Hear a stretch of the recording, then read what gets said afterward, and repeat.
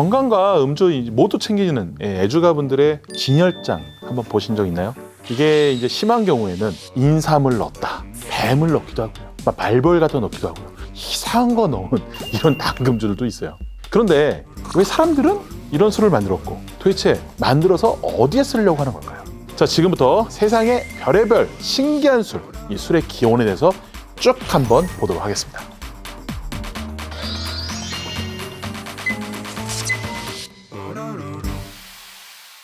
안녕하세요. 주류 인문학과 트렌드 관련해서 열심히 글도 쓰고 강의도 하는 영욱이라고 합니다. 자, 술의 기원을 알기 전에 먼저 술이 만들어지는 원리부터 한번 보죠. 술은 어떻게 만들어질까요? 정말 간단합니다. 수분과 당만 있으면 완성이 돼요. 이 두 개를 그대로 가지고 있는 것이 바로 과일 주스죠. 그래서 과일 주스를 상온에 그대로 으깬 다음에 놔두잖아요. 무조건 술이 됩니다. 과일 주스 안에 있는 당을 공기 중에 있는 효모가 그걸 먹고 그 당을 알코올로 바꿔주기 때문이에요. 그러면서 뭐가 나오느냐? 탄산이 확 나오게 되죠. 세상의 모든 술들이 다 탄산이 나옵니다. 막걸리 나오고요, 청주도 당연히 나오고, 와인도 나오고요. 이것이 뭐냐? 결국 당이 알코올로 바뀌는 거예요. 당과 알코올의 등가 교환 법칙입니다. 그래서 마트나 과일 가게 가면은 당도가 쓰여져 있잖아요. 거기에 0.57만 곱하면 그대로 알코올 도수가 나옵니다. 즉, 세상의 모든 술은 다 당분과 수분이 있는 주스 상태에서 시작을 하는 것이죠.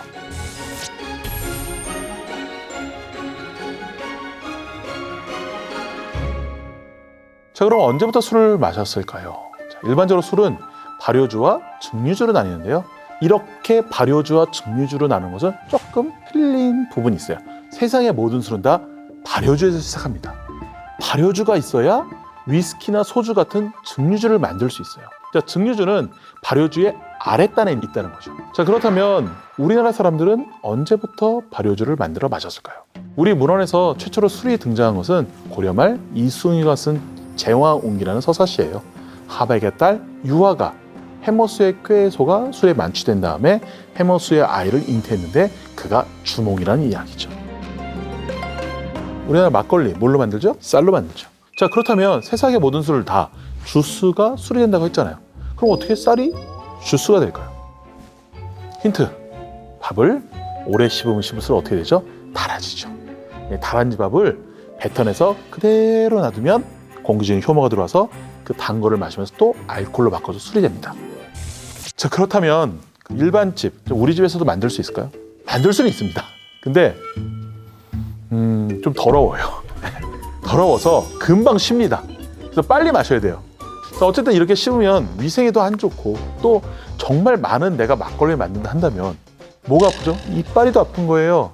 자, 그래서 대량 생산하기 위해서는 한 사람이 아닌 몇십 명이 씹어서 한 곳에 뱉어서 만들기도 했어요. 근데 이런 것도 너무 번거롭잖아요. 이걸 대신해주는 대표적인 발효제가 바로 누룩입니다. 전통 누룩 같은 경우에는 역할이 전분을 막 쪼개면은요, 이 쪼개진 전분이 당이 돼요. 또 여기에 효모도 붙어 있거든요. 또 여기에 붙은 효모가 그 당을 알코올로 바꿔줍니다. 즉, 마치 쌀과 물, 밥과 물이 있는 상태에서 그거를 식혜처럼 달달하게 만들어주고요. 그 당분을 알코올로 만들어주는 거죠. 맥주도 비슷합니다. 맥주도요, 보리 주스에서 시작을 하는 거예요. 그 역할을 하는 것이 또 메가죠. 자, 맥주의 역사를 쫓아 한번 기원전으로 가볼게요. 우리가 가장 즐겨 마시는 술 중에 하나가 맥주죠. 자, 근데 맥주의 시장이 빵이었다는 거 알고 계시죠? 네. 자, 맥주의 기원으로는 이 메소포타미아 문명을 얘기를 많이 합니다. 그 중에서도 수메르 문명을 정말 많이 얘기하는데요. 세계 최초의 성문법이라 불리는 함무라비 법전에서도 맥주에 대한 규율이 정해져 있어요. 술 팔고 제일 화나는 거, 외상값 잘 챙겨라는 거예요. 봄에 맥주를 외상으로 줬거든. 추수 때 추수한 곡물로 꼭 잘 받아라. 우리 술자리에서 제일 좀 사람들이 많이 화내고 속상해했던 것이 남은 술을 따라주고 자기는 물 마시는 거예요. 즉 뭐냐, 술 양을 속에서 팔면 안 되는 거죠. 그래서 맥주 양을 속에서 팔면 어떻게 되냐, 물 속에 던져서 거기서 사용을 시켜버렸어요. 또 종교인이 술집에 오거나 또 팔거나 그러면은 화형에 처하기도 했고요. 자, 근데 당시 수메르 문명의 그 술 문화를 보면은 어떻게 마시냐, 주로 빨대로 쪽쪽쪽쪽쪽 빨아 마십니다. 자, 이유가 뭘까요? 일단 맥주나 막걸리도 마찬가지인데요. 알코올 자체가 휘발성이 좋다 보니까 휘발성이 좋은 것이 위로 쭉 올라가면서 다양한 향미 물질을 갖고 밖으로 나가죠. 그러다 보니까 그 향미 물질, 특히 단성분으로 인해서 벌레들이 많이 꼬여요. 그러니까 빨대를 넣으면 적어도 위에 있는 벌레는 한번 걸러주는 거죠. 또 옛날에는 걸러내는 기술이 좋지 않다 보니까 부유물들이 많아서 이런 부분을 또 제거하고 마시기 위해서 가운데 정도 부분에 이 빨대를 꽂고 이렇게 쪽쪽쪽 빨아 마시기도 했죠. 이 수메린의 맥주 제조 방법도 실은 굉장히 간단했어요. 빵을 뜨거운 물에 넣고 놔두면 맥주가 되는 거죠. 이것이 실은 맥주의 기원입니다. 우연하게 빵을 뜨거운 물에 흘렸더니 거기서 맥주가 나왔더라. 그래서 이집트의 벽화를 보면요, 빵을 굽는 제과 점과 맥주 양조장을 같이 운영합니다.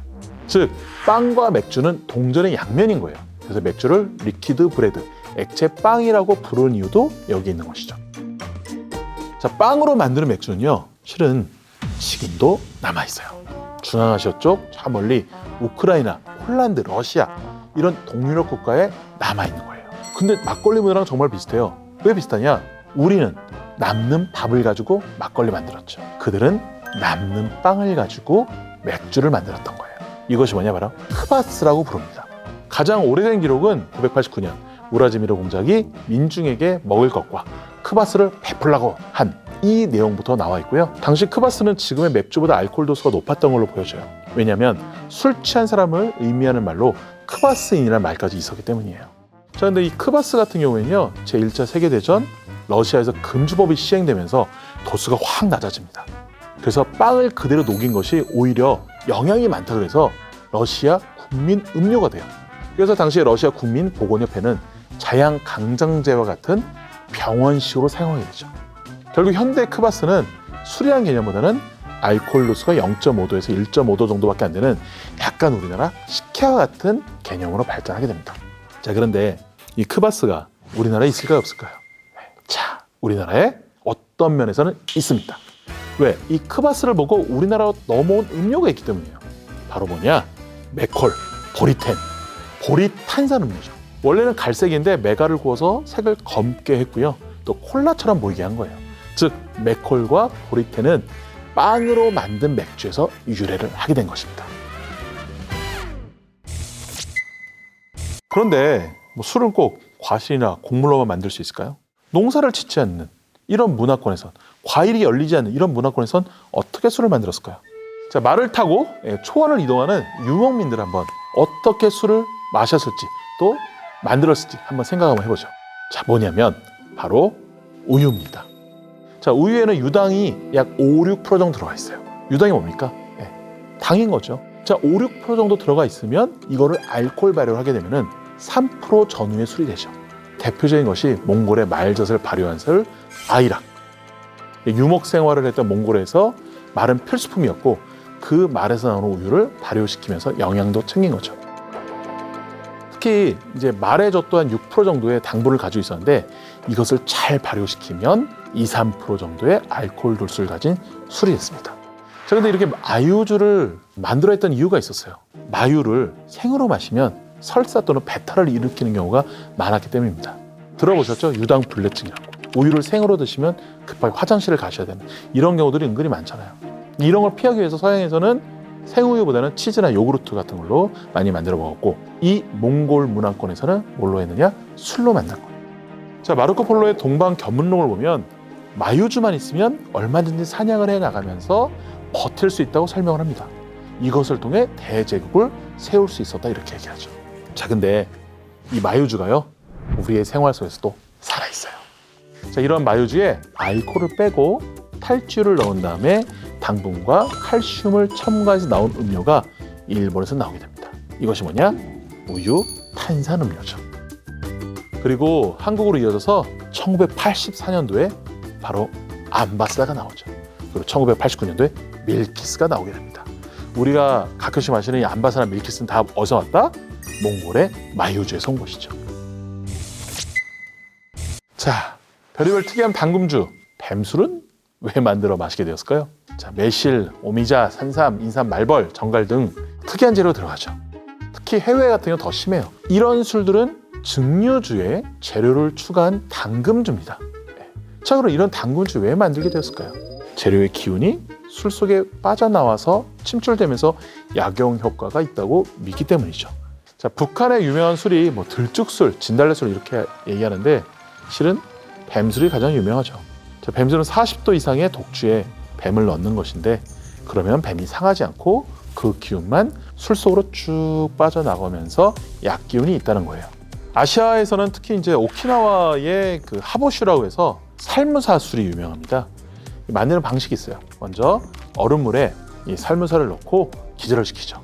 추워지면은 겨울잠을 자야 되잖아요. 그러다 보니까 얼음물에 넣으면 기절을 해버려요. 그 사이에 내장을 다 제거하고 노폐물을 버린 다음에 다시 꿰매죠. 그러면서 몸속에 알코올을 쭉 적셔준 다음에 45도가 넘는 전통 소주를 넣고 1년 정도 숙성한 다음에 마십니다. 자, 그러면 독사 안에 있는 독은 어떻게 됐을까요? 기본적으로 알코올도 독성이에요. 독과 독이 만나서 독성이 거의 사라지게 됩니다. 그런데 실은 이거를 마시는 사람들의 욕망이 있어요. 왜 굳이 뱀술을 마실까라는 거예요. 뱀의 특징은 강인한 생명력이 있습니다. 머리가 잘려도 눈을 움직이거나 입을 벌리거나 그대로 살아있죠. 뱀 같은 경우에는 교미 시간이 5시간에서 24시간으로 정말 길고 뱀의 모형 자체가 남성의 성기와 닮아서 사람들이 더 추구했던 거예요. 특히 독사는 더 닮아서 독사로 만든 이 뱀술이 더 인기가 많았죠. 자, 근데 절대로 뱀술 만드시면 안 됩니다. 왜냐하면 지금 뱀을 잡는 것, 또 뱀으로 술을 만드는 것 모두가 위법이에요. 동물보호법에도 위배됩니다. 또 독사로 만든 술의 경우에는 독성물에 또 중독될 가능성이 있어요. 독이 그대로 남아있을 가능성이 있다는 거죠. 특히 입속에 상처가 있다든지 있으면 훨씬 위험해지는 겁니다. 자, 그러면 뱀 그냥 드시면 되잖아요. 왜 하필 술로 마셨을까요? 바로 저장성이 좋아지기 때문입니다. 옛날에 냉장고가 없었죠. 냉동고는 더욱더 없었어요. 그래서 바로 먹지 않으면 상했습니다. 자, 그런데 알코올 도수가 높은 소주 속에 넣어놓으면 상하지 않고 천천히 조금씩 마실 수 있는 거예요. 무엇보다 이런 약재를 넣은 술은요, 약용 효과가 알코올의 흡수력이 물보다 훨씬 빨랐기 때문입니다. 자, 동의보감에는 술을 약 중의 약, 백약지장이라고 하는데요. 그래서 중요한 것은 약효를 더 많이, 약성을 빠르게 들어가서 약 효과를 빨리 볼 수 있게끔 하는 겁니다. 따라서 이것이 너무 심해지면 간에 부담을 주는 경우도 있죠. 자, 술은 좋은 성분만 흡수를 빠르게 할까요? 아니라는 거예요. 반대도 많다는 거예요. 대표적인 것이 바로 사약입니다. 좋은 약의 성분도 빨리 흡수시키지만 나쁜 약의 성분도 빨리 흡수시키는 거예요. 그래서 빨리 죽으라고 사약에 술을 탄 것이었어요. 자, 술과 같이 마시면 위험한 것 중 하나가 이온음료입니다. 이온음료 역시 흡수가 빠르죠. 알코올과 만나면 이온음료도 빠르고 알코올도 빠르고 이온음료 통해서 알코올이 더 빨라져요. 몇 배나 더 빨라집니다. 굉장히 위험합니다. 정말로 드시면 안 돼요. 에너지 드링크와 섞어 드시는 건 정말 마찬가지고요. 결국 보면 신은 인간에게 술을 줘서 기분 좋게도 하고 흥분하기도 하고 또 자신감이 넘치기도 해줬지만 또 하나 준 거, 졸리게 하고 피곤하게 하고 이런 걸 통해서 술은 적당히 마시라고 알려준 거죠. 이 자연의 섭리를 거스르면 배로 폐해가 나한테 온다는 것. 신의 섭리는 거스르지 마시고요. 술을 적당히 드시는 게 중요하다는 거. 퇴근 후에 샤워하고 얼음같이 차가워진 캔 맥주를 딱 한잔하면서 축구 경기를 보는 거. 소주와 맥주를 또 3대7로 섞어서 젓가락으로 휘 딱 마시는 카스와 처음처럼의 카스처럼, 테라와 차미슬의 테슬라, 테라와 진로의 테지나, 아니면 클라우드와 처음처럼을 섞은 구름처럼, 이렇게 다 각자의 취향이 있죠. 또 자신만의 폭탄주 비법도 있고요. 근데 그거 아세요? 우리나라 사람들은 전통적으로도 폭탄주를 만들어 왔다는 것입니다.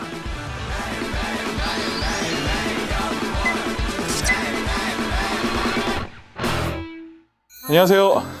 주류 인문학과 트렌드 관련해서 열심히 글도 쓰고 강의도 하고 있는 명욱이라고 합니다. 자, 폭탄주는 술과 술을 섞는 것에서 시작을 하죠. 우리나라의 대표적인 폭탄주는 소맥이겠죠. 서양에서 뭐냐? 위스키와 맥주입니다. 이 폭탄주는 주로 발효주에 고도주인 증류주를 넣고 섞죠. 그래서 발효주라고 한다면 많은 맛을 가지고 있는 술들이에요. 와인은 포도, 맥주는 보리, 막걸리는 쌀맛을 가지고 있죠. 자, 여기에 높은 도수를 가진 증류주가 들어가게 되면은 본래의 발효주의 맛을 그대로 유지한 채로 알코올로서만 확 높아진 겁니다. 이러한 폭탄주의 흔적은 정통주 문헌에도 등장하기 때문이죠.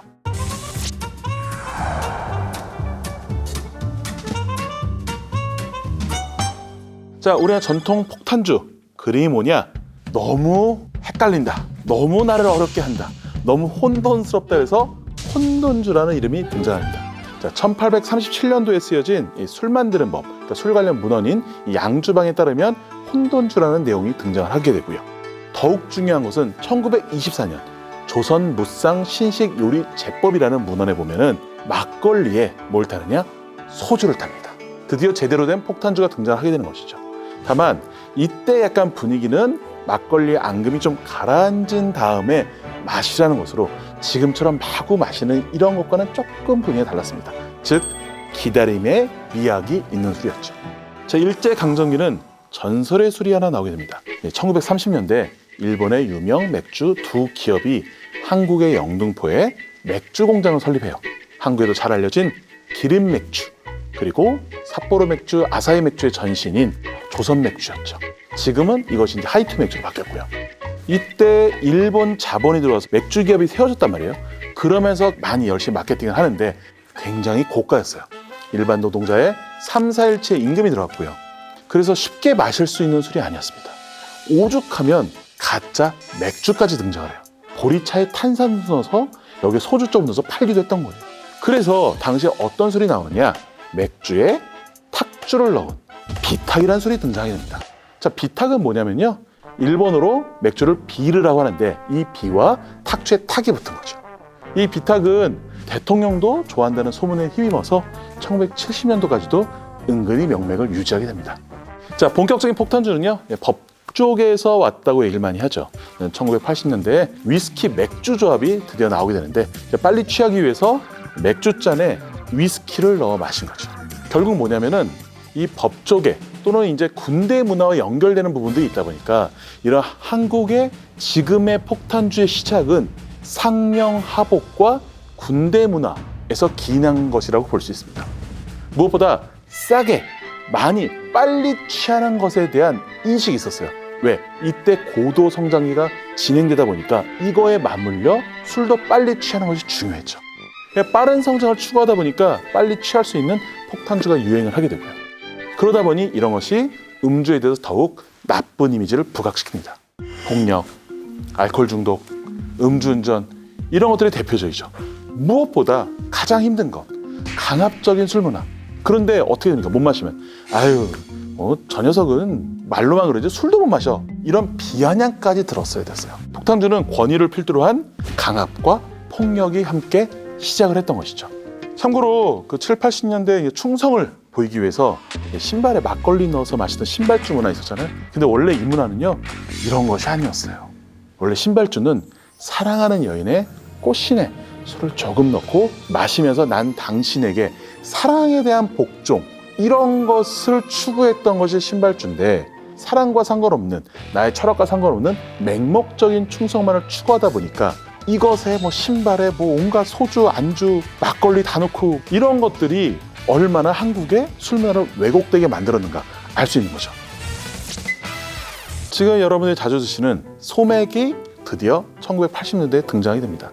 일반적인 소맥이라는 이름은 IMF 이후, 특히 2000년 이후에 등장했다고 봐요. 왜냐하면 이 소맥이라는 단어로 검색을 하면요, 1990년대 기사는 나오지 않습니다. 근데 이것이 2000년대 이후에 나오게 됩니다. 이 IMF 이후에 등장했다고 얘기하는 건 뭐냐면 위스키 맥주라는 조합이 너무 비싸요. 그러다 보니까 위스키 대신 소주를 넣었다, 이렇게 또 얘기를 하죠. 제가 좀 아까 말씀드렸죠. 본격적인 시작은 1980년도부터라고. 1980년도에 정부에 의해 강제적으로 언론이 통폐합이 됩니다. 이때 수많은 언론인들이 해고되고, 이렇게 해고된 언론인들이 너무나 갑자기 자기 회사 하루아침에 사라지는 모습을 보고, 이 통폐합이란 말도 안 되는 상황에서 야, 소주 맥주 필요 없어, 이거 다 통폐합 시켜버려. 그래서 소주와 맥주를 섞어서 그냥 마셔버린 거죠. 그렇게 나온 것이 소맥의 시작이다. 당시 군사정권에 있어서 굉장히 우픈 상황을 그대로 보여주는 것, 그것이 바로 소맥의 시작이기도 합니다. 자, 근데 20년 동안 소맥이 굉장히 각광을 받았던 것 같아요. 최근에 이제 그 몇십 년 사이를 떠올려 보면은 이 마시는 방법은 달라졌지만 한결같이 사랑받아온 그런 술이 소맥인데요. 자, 소맥 근데 왜 이렇게 인기가 많아졌을까요? 2000년 초반에 아직 소맥이 본격적으로 나오기 전에 나온 대표적인 폭탄주가 바로 50세주입니다. 기억하시죠? 약주인 백세주와 소주를 섞은 술. 반반씩 섞어죠? 저도 개인적으로 굉장히 좋아했는데 이 백세주가 엄청나게 유행을 할 때였는데 이 백세주의 도수 한 13도 전후로는 잘 취하지 않았던 애주가들이 소주를 넣기 시작했죠. 그런데 이 50세주란 것이 별로 오래가지 못해요. 당시에 50세주는 주전자에 백세주, 소주 다 넣어서 모두가 통일해서 마셨습니다. 통일된 거, 획일적인 군대 문화가 남아있었던 거죠. 자, 그런데 소맥은 달라요. 어떻게 되냐? 소맥은 마시는 사람의 취향을 물어보기 시작합니다. 김대린, 어떻게 마셔? 저는 반반 좋아합니다. 박 과장, 어떻게 좋아해? 저는요, 소주 조금만 넣고요. 저 맥주 많이 넣는 거 좋아합니다. 많이, 적게. 뭐 이런 것들 들어가요. 그러다 보니까 소맥의 종류가 100종 이상 늘어나게 되는 거예요. 요즘은요, 소맥 비율을 뭐 3대1, 4대1 뭐 이런 게 아니고요. 시간으로 따집니다. 나 맥주 2초간 넣어줘. 소주 1초간 넣어줘. 이런 식으로. 자, 여기에 소맥 같은 경우에는 50세주와 달리 눈으로 보여지는 것들이 정말 많아요. 뭐냐? 따를 때 풍부하게 거품이 확 나오죠. 흔드냐, 치느냐, 이렇게 수많은 또 퍼포먼스가 등장합니다. 그러다 보니까 이 병권, 소맥을 만드는 이 병권을 쥔 사원들의 손가락 하나하나에 이목이 확 집중하게 되죠. 즉, 소맥은 이 50세주가 가지고 있지 않던 확장성을 가지게 된 것입니다. 비로소 술자리가 사람의 취향을 물어보는 민주화되어가는 모습을 보인 것이죠. 그런데 소맥으로 너무 일원화됐어요. 다른 술 시장이 엄청나게 위축됩니다. 대표적으로 약주예요. 뭐 산사춘이나 백세주 같은 이런 술들이죠. 당시 소주의 알코올 도수는 20도 전후였고요. 이것을 5도 전후의 맥주랑 섞게 되면은 10도에서 13도 정도의 술이 나오게 됩니다. 자, 90년대 엄청 인기였던 이런 약주나 발효주, 맑은 술들, 청주 계열이 매출이 많이 떨어져요. 즉, 소맥에 풍선 효과가 있었다. 이렇게 좀 볼 수 있습니다. 자, 외국에서는 술과 술을 섞거나 이온 음료를 섞은 것을 밤, 폭탄 또는 보일러 메이커라고 부릅니다. 폭탄을 터질 듯하게 쉽게 취한다는 건데 두 가지 패턴이 있어요. 하나는 위스키잔 같은 것을 맥주잔에 똑 떨어뜨린 거. 그게 마치 폭탄처럼 뻥 하고 떨어진다. 또 하나는 섞기 위해서 이 맥주잔 같은 데다가 소주잔 같은 걸 올려놓는데 샷잔이라고 하죠. 그거를 얇은 젓가락 같은 거 위에 올려놓는데 그때 손으로 꽝 쳐서 그 소리와 함께 떨어지죠. 그것 때문에 뭐 폭탄주, 뭐 범이다 이렇게 얘기를 하는데 원래 이런 폭탄주는 실은 산업혁명 이전에는 없었습니다. 왜? 그 전에는 너무나도 증류주가 비쌌어요. 약으로 쓰이는 그런 술들이었습니다. 그런데 산업혁명 통해서 증류주가 싸게 만들 수 있으면서 서민들의 술인 폭탄주가 등장하게 돼요. 특히 뭐냐? 버려질 것 같은 농산물, 잉여 농산물 가지고 저렴한 증류주 또는 위스키를 만들 수 있었고요. 이를 통해 영국에서는 맥주와 위스키, 러시아에서는 보드카와 맥주를 섞어 마시죠. 독일에서도 슈납스라는 주로 감자로 만든 증류주와 맥주를 다시 타서 마시기도 합니다. 자, 근데 와인을 사용하지 않고 맥주를 많이 사용한 이유는 뭘까요? 아실 거예요. 저렴하기 때문이죠. 폭탄주는 맛을 느끼고자 하는 것이 아니고요. 일단 취하는 게 중요합니다. 요즘 외국에서 나온 새로운 폭탄주가 있어요. 추운 겨울날에 너무나도 마시고 싶은 거, 핫초코 폭탄주입니다. 왜 유행을 하게 됐느냐? 몸을 따뜻하게 해야 되거든요. 원래 겨울이면 우리나라 같은 경우에는 모주라고 해서 막걸리를 끓인 거에 각종 약재를 넣어서 따뜻하게 마시는 해장술이 있었어요. 알코올 도수도 1도에서 2도 정도밖에 안 되는 정말 몸에 편안한 술이었죠. 유럽에서도 있잖아요. 와인에 각종 허브를 넣어서 끓인 프랑스의 뱅쇼, 독일의 그리바인 같은 것들이 있었죠. 이 핫초코 폭탄주는 일단 밀크 초콜릿을 동그랗게 만들어요. 폭탄처럼 여기 우유를 데워서 이 동그란 밀크 초콜릿을 넣어주고요. 여기에 아이리시 크림을 살짝 올려주고 마지막에 중요한 거 보드카를 넣어줍니다. 보드카 말고도요, 우리나라 전통주의 만동소주 이런 거 넣어도 충분히 좋아요. 실제로 이렇게 마시는 이유는 우유 같은 이런 단백질 성분이 또는 이 안에 들어간 당분이 숙취 예방에 도움이 됩니다. 또 간의 회복도 돕죠. 그래서 우리 어렸을 때 편의점 앞에서 위스키 드시는 분들은 늘 우유로 한두 잔 드시면서 위벽을 코팅하시면서 이렇게 드시기도 했죠. 그러니까 애주가 입장에서는 이렇게 한두 잔 정도는 드셔도 좋지 않을까 생각합니다. 자, 지금까지 우리가 술 얘기 쭉 했는데요. 사실 우리나라 애완의 역사를 들여다본 것이나 마찬가지입니다. 언론 통폐합주나 비탁이나 이런 것들 되게 슬픈 역사가 함께하고 있죠. 그러니까 사회가 빠르게 변하다 보니까 그에 따른 술 문화, 특히 서민들이 마시는 술 문화는 영향을 많이 받습니다. 폭탄주라 하지만 실은 어떻게 보면은 술과 술, 맛과 맛이 들어가는 칵테일의 일종이에요. 다만 내가 빨리 취하기 위해서 마시느냐, 반대로 맛과 향, 그리고 멋을 즐기느냐, 이거에 따라서 폭탄주로 가느냐, 칵테일로 가느냐 나뉩니다. 결국 술이 문제가 아니고 인간이 가진 목적이 문제라는 것, 폭탄주가 알려주는 소중한 이야기가 아닌가 싶습니다.